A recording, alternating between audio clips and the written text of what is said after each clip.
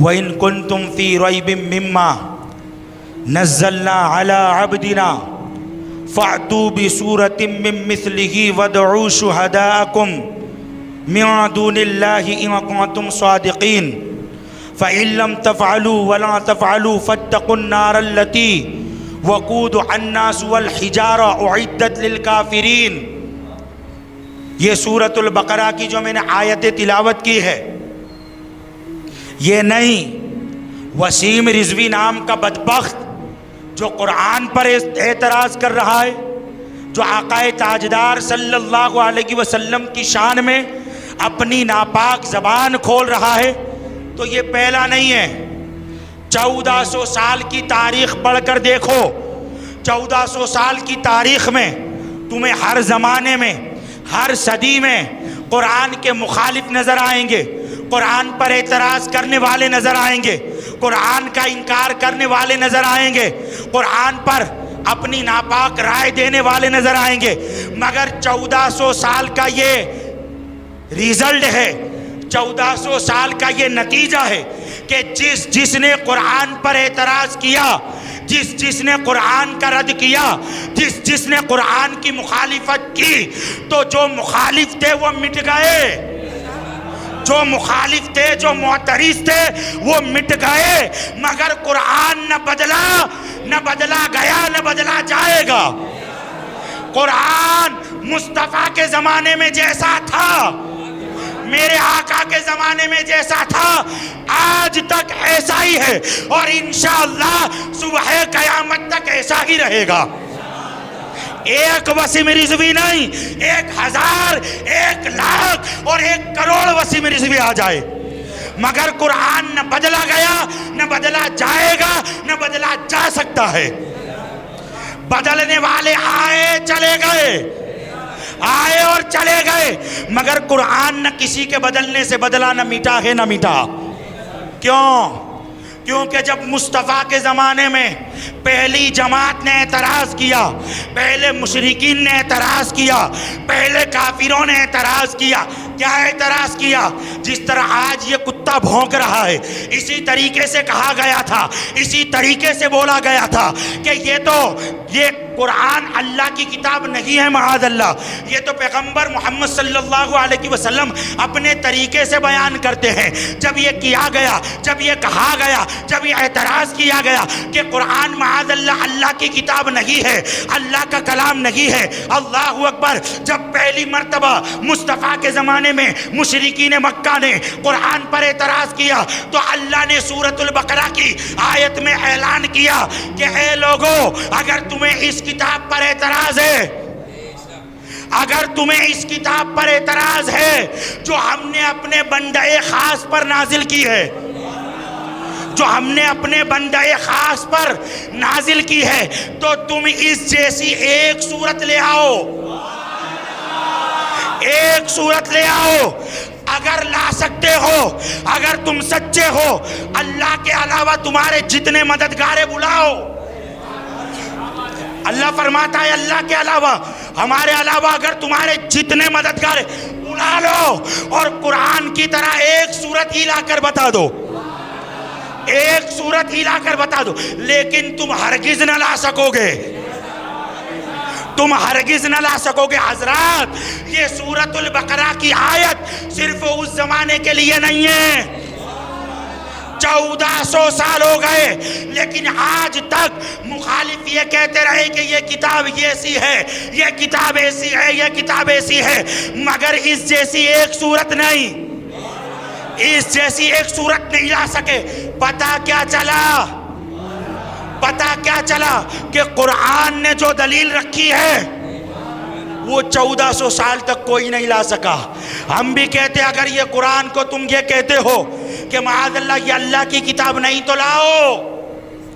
پوری دنیا کفر کو چیلنج ہے، پوری دنیا کفر کو یہ اعلان ہے کہ قرآن جیسی ایک صورت لا کر بتاؤ۔ معاذ اللہ اگر یہ انسانی کلام ہے تو تم بھی تو انسان ہو، تم بھی تو ہو، لے آؤ اس جیسا کلام، لیکن اللہ کی قسم نہیں لا سکتے۔ ایک سورت تو بہت بڑی، ایک آیت کا ٹکڑا بھی نہیں لا سکتے، ایک آیت کا ٹکڑا بھی نہیں لا سکتے. تو حضرات ضرورت یہ ہے کہ آج ہم نے جو قرآن سے دوری بنائی ہے نا، آج قوم مسلم جو قرآن سے دور ہو گئی. کیوں؟ ہم تو صرف اس کو ثواب کی کتاب سمجھتے ہیں. ہمارے یہاں میت ہو جائے تب ہم اسے کھولتے ہیں. ہمارے یہاں رمضان کا مہینہ آئے تب ہم اسے کھولتے ہیں. حضرات کب تک یہ کرتے رہو گے؟ یہ قرآن ثواب کی کتاب نہیں ہے. محض صرف یہ ثواب کی کتاب نہیں ہے، بلکہ یہ قرآن دستور حیات ہے. یہ قرآن دستور زندگی بیان کرتا ہے. علماء کرام اہل علم کی بارگاہوں میں جاؤ اور قرآن کو سمجھو، قرآن کا علم لو، تاکہ آج ہم صرف یہ سمجھتے ہیں کہ ہم نے پڑھ لیا اور مرحوم کو بخش دیا. ارے نادان، ارے بے وفا، کیا کر رہا ہے؟ میں اس پر ایک مثال دے رہا ہوں، بات ختم کروں گا، گفتگو بڑی طویل ہو جائے گی. ایک بات بس. ایک بیوہ خاتون نے لوگوں کے برتن، لوگوں کے گھر کا جھاڑو پوچھا کر کے اپنے یتیم بیٹے کی پرورش کی. اور پرورش کیسی کی؟ اسے بہت پڑھایا. جب پڑھا کر اسے باہر بھیجا گیا، اب پڑھا لکھا بیٹا تو باہر چلا گیا، ماں اکیلی یہاں رہ گئی. اب وہ زمانہ الگ تھا. بیٹا کیا کرتا؟ ہر مہینے بھیجتا خط. پوسٹ مین آتا، کہتا یہ تمہارے بیٹے کا خط ہے. ماں پڑھی لکھی کوئی نہیں، ماں پڑھی لکھی کوئی نہیں. وہ دیکھتی کہ ہاں میرے بیٹے کا خط ہے، اس کو چومتی اور رکھ دیتی. ایک مہینہ گزرتا، دوسرا خط آتا، اسے چومتی رکھ دیتی. کئی مہینوں یہی کرتی رہی. بالآخر ضعیفی میں جب وہ کام نہ کر سکی تو بھوک تنگ دستی سے تڑپ تڑپ کر مر گئی، تڑپ تڑپ کر مر گئی. لیکن جب رشتہ دار آئے، گھر کھولا تو خطوں کا انبار تھا. لیکن جب دیکھا تو خط کے ساتھ بیٹا ایک چیک بھی پیسوں کا بھیجتا تھا. لیکن پڑھی لکھی ہو تب پتہ چلتا نا اسے. وہ بیچاری ان پڑھ تھی، اسے پتہ ہی نہیں چلا کہ میرا بیٹا یہ کاغذ کے ٹکڑے میں پیسوں کے چیک بھیج رہا ہے. ماں تو چلی گئی. مسلمانوں، یہی حال امت مسلمہ کا ہے. یہی حال امت مسلمہ کا ہے. کیا ہم سمجھتے ہیں کہ یہ قرآن ثواب کی کتاب ہے، ہم نے اس کو پڑھا رکھ دیا، پڑھا رکھ دیا. ارے اللہ تمہیں کیا کہنا چاہتا ہے؟